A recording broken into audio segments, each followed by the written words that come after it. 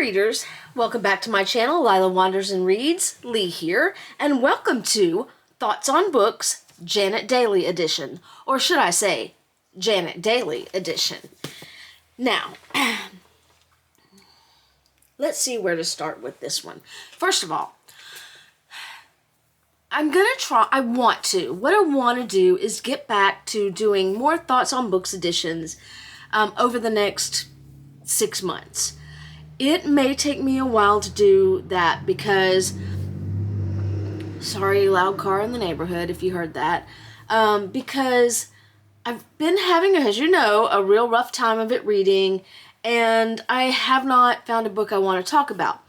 I don't want to do more videos like I'm doing today where I'm talking bad about a book, because I want to read good books and I want to tell you about the good books. But in this case, I feel that it was warranted, and every once in a while, if I go back to the 1990s and shit talk a bad book, I can have fun with that.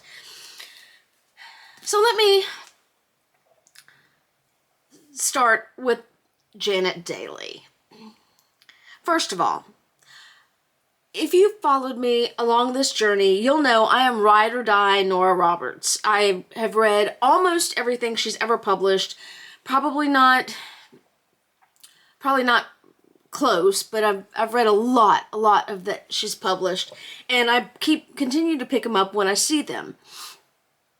So, ride or die Nora Roberts, but I will give other authors a try. And having read so much Nora Roberts, even going back and reading stuff from, say, the 90s or the 80s, I will find from time to time things that are cringe, that weren't ever really okay, but were accepted socially back in, say, 1988, that would not be acceptable today.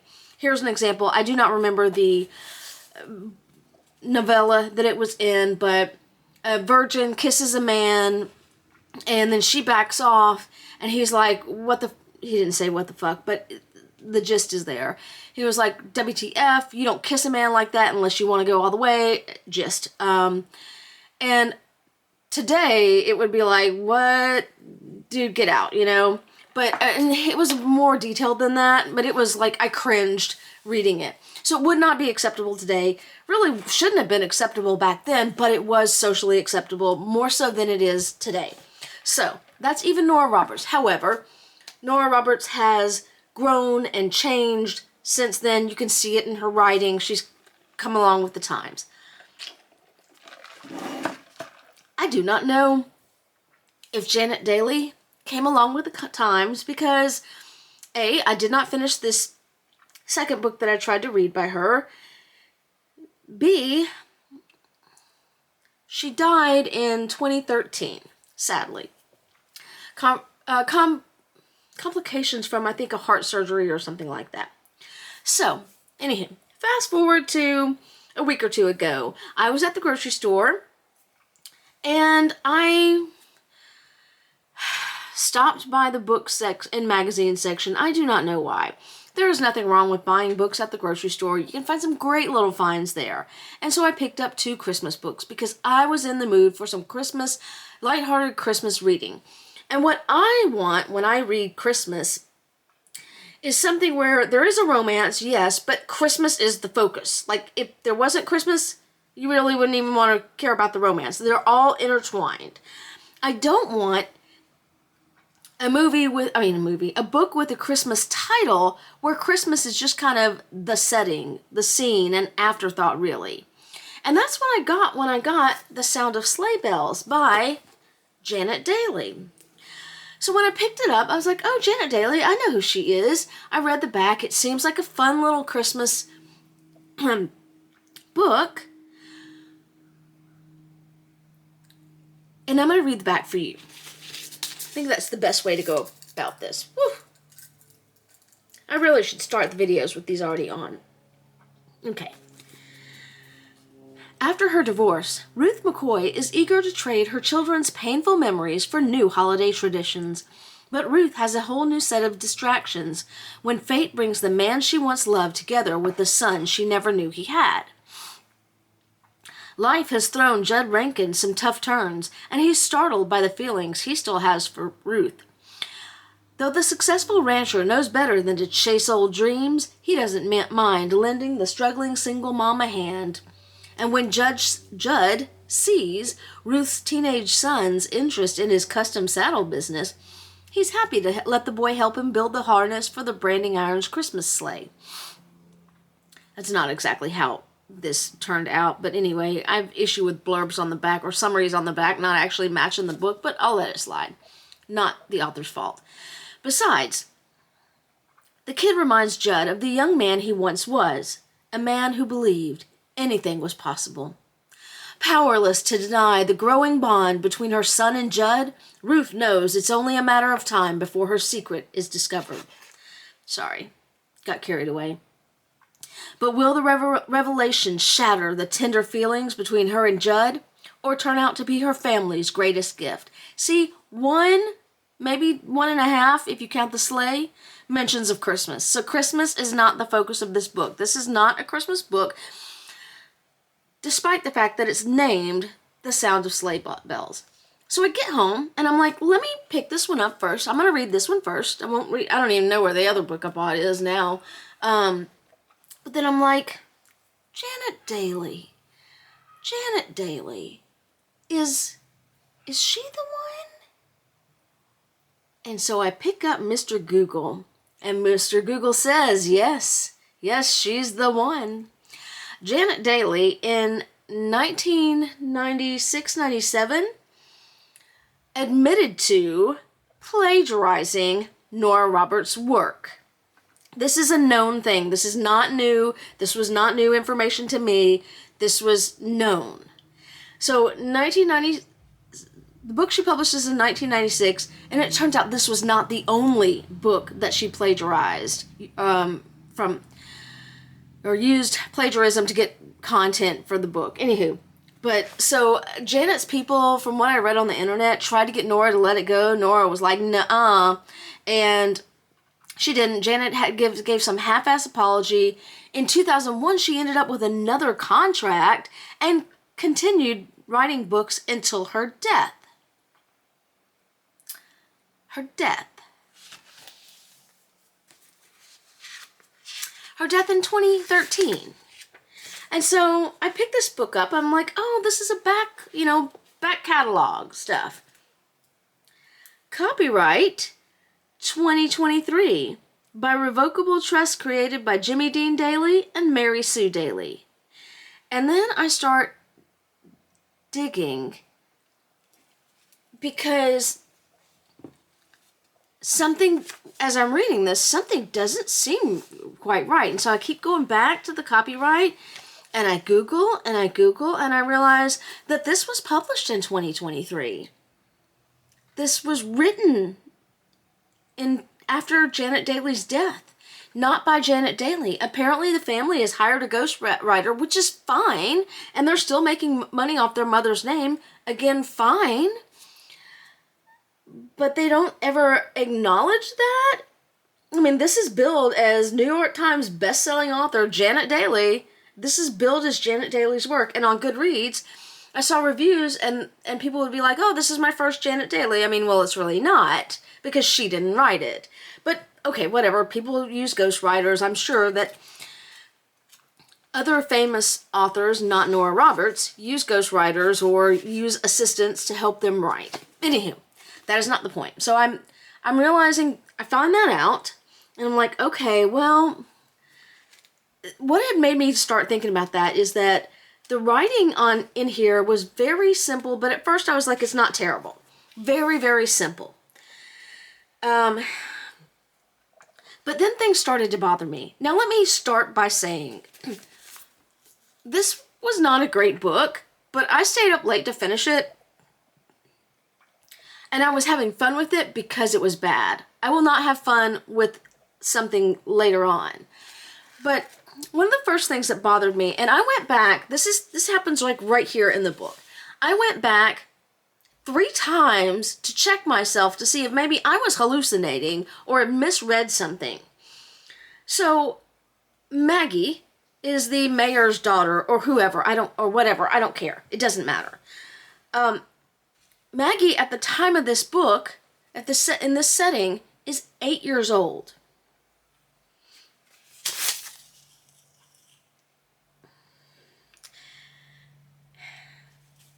And so they're talking about Maggie. I don't remember who's talking. It doesn't matter. It's irrelevant. What about Maggie? Surely she'd have remembered where it was. Wasn't she the one who organized the first parade last year? She organized a town parade last year? She's 8. 8. She would have been 7 then. So I go back. I'm like, is she 18? Is she 18? Did I misread it? Am I smoking crack and I don't know it? She was the first person who organized it, and she did a great job starting a petition for the parade and getting people to help. But the Branding Iron Events Committee has taken it over this year. They didn't even include her. Maggie hasn't said much about it, but I think her feelings are hurt. She's 8 fucking years old. She's 8. And it happens again and again where Maggie is treated like she's 18 and the 15 and 16-year-old boys, they talk deferentially about Maggie like she's their age. They hang out with her. Who does that? I do not know any 15 or 16-year-old boy who wants to hang out with an 8-year-old that they are not related to. Sorry. Anywho, so I keep reading, and then this is the point where I'm like, it's ghost written. Okay, that's where I realize it. So I'm like, okay, that's why there is some differences, but surely Janet Dailey is better than this. So I check my app, and I've got a Janet Dailey book upstairs, in my upstairs library. Never read it. I don't know whose it is. It's the dust jacket is taped in. That is not something I would do. I don't think it's something my mother would do. Who knows where we got this. But I'll talk about illusions here in a bit. Because I'm like, okay, I'm going to read that. And then I'm going to buy Notorious, which is the plagiarized book that Janet Dailey wrote using stolen words from Nora Roberts' Sweet Revenge. So the plan was to read this, read Illusions, read Notorious, and read Sweet Revenge. I'll talk about how that plan got waylaid here in a little bit. But let's get going again with the Sound of Sleighbells. So it's just really simple. I wrote later on that the characters are very thin stereotypes. There's no depth to any of them. But we'll go through a few more problematic things. Now, this part I did think was funny. Someone else on Goodreads noticed this and pointed it out. And so when I got to that point, I immediately recognized it. Bundled into their coats, they piled into Judd's truck. Since there was no boosters, Ruth has 2 kids. 2 children, young children, like 5 and 7 or something like that. Ruth sat buckled into the rear seat with her arms around the girls to keep them secure. Girl, this is 2023. We know not everybody rides with booster seats, okay? Even if you live in a small town, going from here to there, no problem. But do not try to fool us that you're going to keep them secure by putting your arms around them. Just don't even mention that, because that's laughable. Okay. So, then, alright, so Ruth's husband, there's spoilers in this. You're just going to have to deal with that. Ruth's husband is now her ex-husband. He used to abuse her. He's in jail for trying to blow up the house, or blowing up the house and almost killing her son with another man, Judd. And so anyway, he's in jail, and they're divorced. So Ruth's vehicle is in the shop, getting fixed, and the mechanic notices a huge bag of cocaine. So the next day, sheriff shows up, and he's like, I'm going to need to talk to your son. Like, her 15-year-old son, who doesn't have a driver's license, who has never driven the car alone, has never been in the car alone. Ruth is the one with the car all this time, and they're like, going straight for the son, because the son has been hanging out with Judd, who was in prison a long time ago. Like, you don't think about his stepdad or Ruth's husband, who is currently in jail, and y'all didn't even think about him. You went straight for the 15-year-old boy who had no access to cocaine or no access alone to the car. Jesus Christ, people. Anywho.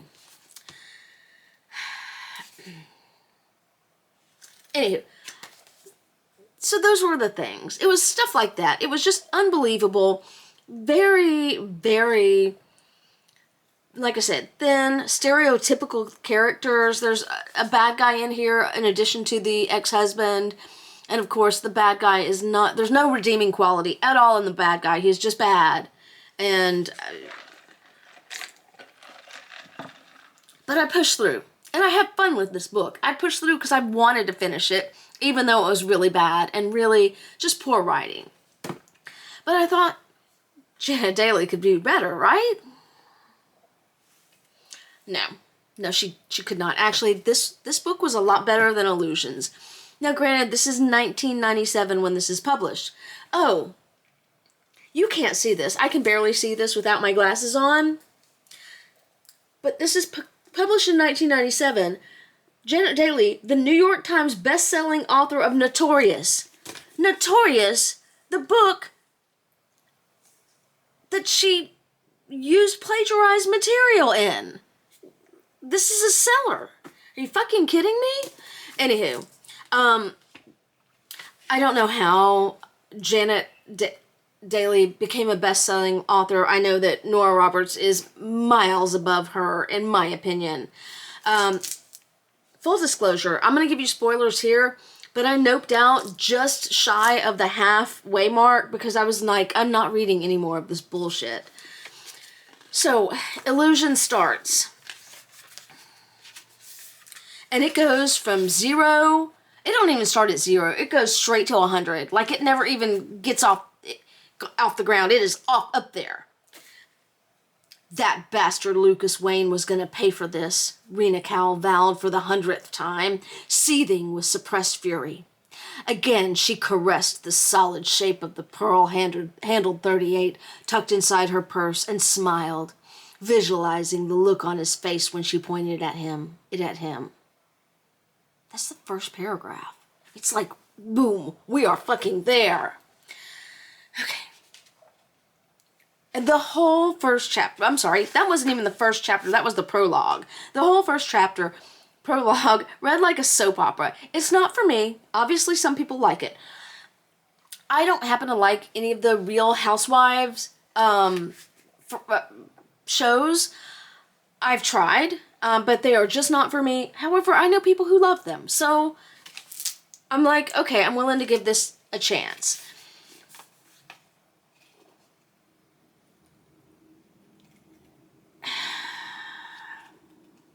And I'll even give it a chance past where I have to look up and realize that gun violence was at its peak in the U.S. in 1993, but still in the late 90s, it was really high. And then the fucking racism, where Riley's talking about how she had to shoot somebody in the past on a past job. She's a Riley main character, security person. She owns her own security company where they provide security for people. Anyway, the odds are in my favor that I'll never find myself in a situation like that again. That might not be the case in Europe, maybe, or the Middle East, but here in the States, such occurrences are still very rare, thank heaven. What? Girl, you need to learn something about gun violence. Okay, anyway, so I left that alone. But it was Janet Dailey's portrayal of the main character that,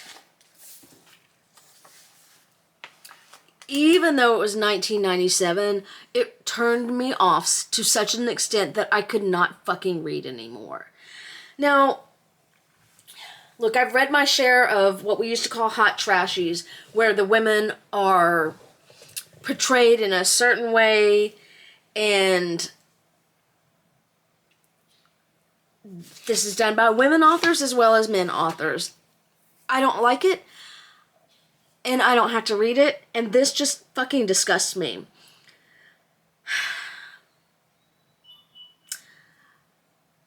I have been doing my job for 20 years. Almost. It'll be 20 years next June if I make it that far. And not once in those 20 years, have I met a client who I would have allowed or even conceived of them walking up to me on the work site and kissing me. And yet,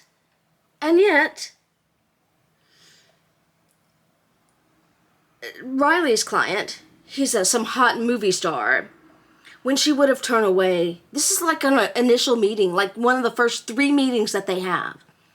He hooked a finger under her chin and guided it back to him. I'm going to have to do something about that. With a tilt of his head, his mouth moved onto her lips in a kiss that forced nothing and promised everything.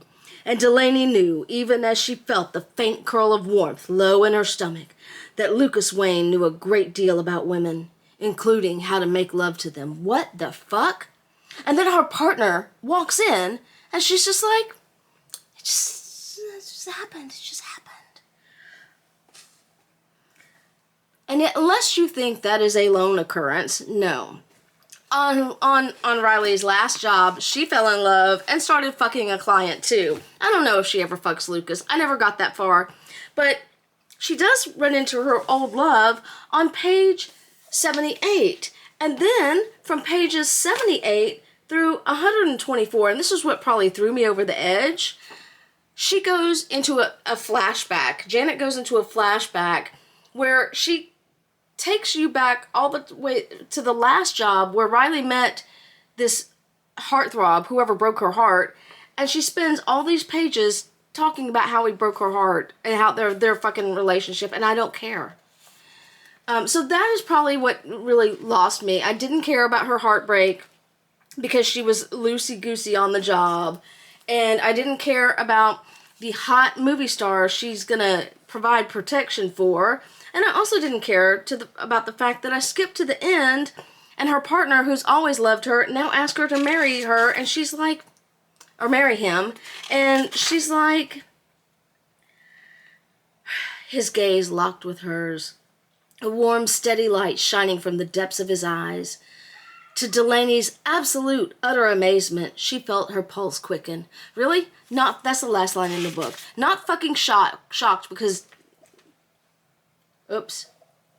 Riley is not the main character, it's Delaney. See, that's how much I don't care about. Anyway, Delaney's pulse quickened every fucking guy she met. It's annoying. It's an insult to women. I got her name wrong all this time because I just don't care.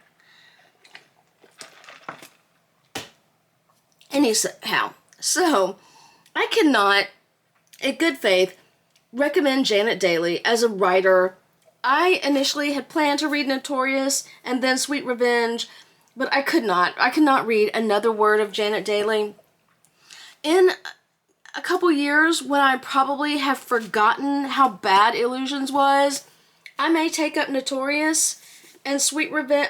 I'll definitely read Sweet Revenge, but I could not come... Even though I know Nora Roberts is a better writer, I had to escape that decade and read something else. But I'm going to tell you what these are about. I'm still a little embarrassed that I fucked up Delaney's name, but whatever. I'm not that embarrassed. So Notorious. The Notorious book in which Janet Dailey plagiarizes from Nora Roberts and puts it off as her own writing.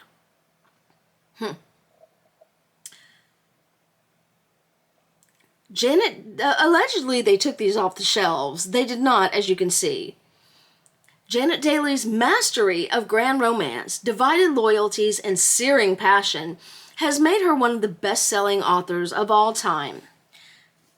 In Notorious, her finest and most exciting contemporary romance, Dailey returns to the wild ranch country of northern Nevada, where a determined woman fights to protect her family's land.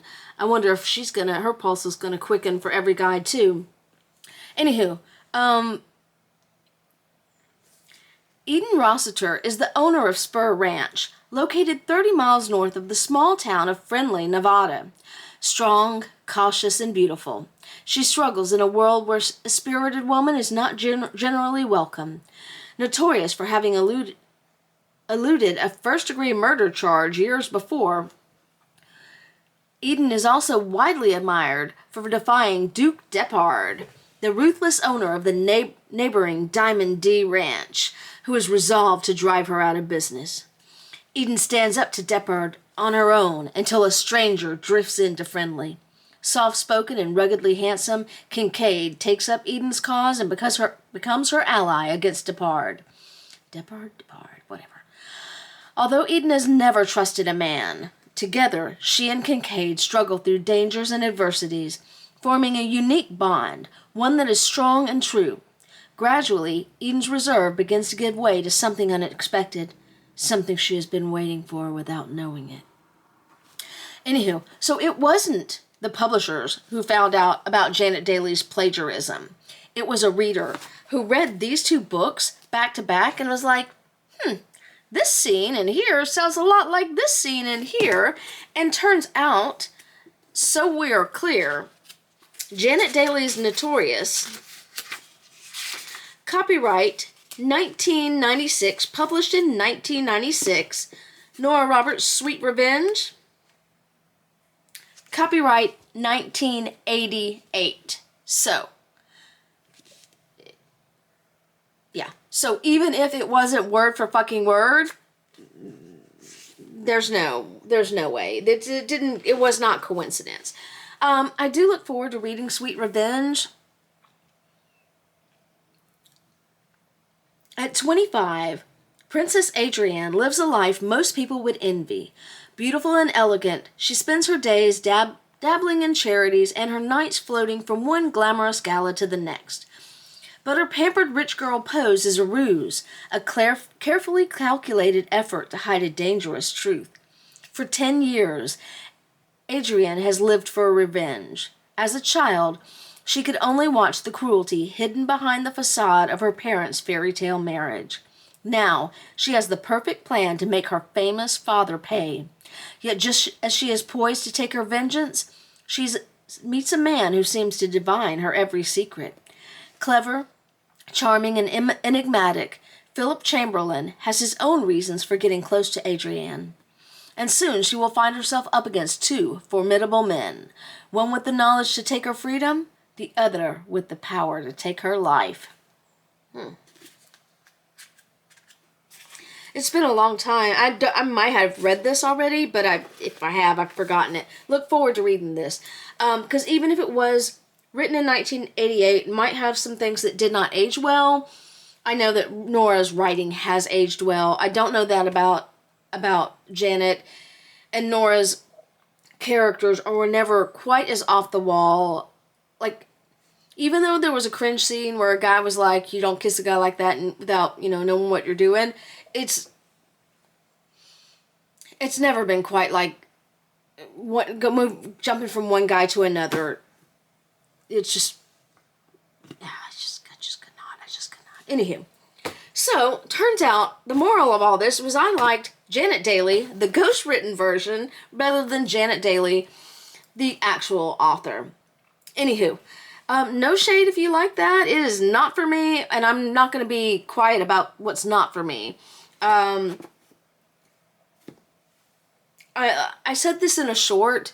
I'm 100% certain that there are authors out there today who write, in my opinion, as poorly as these books were written. I don't read them, and I won't read them.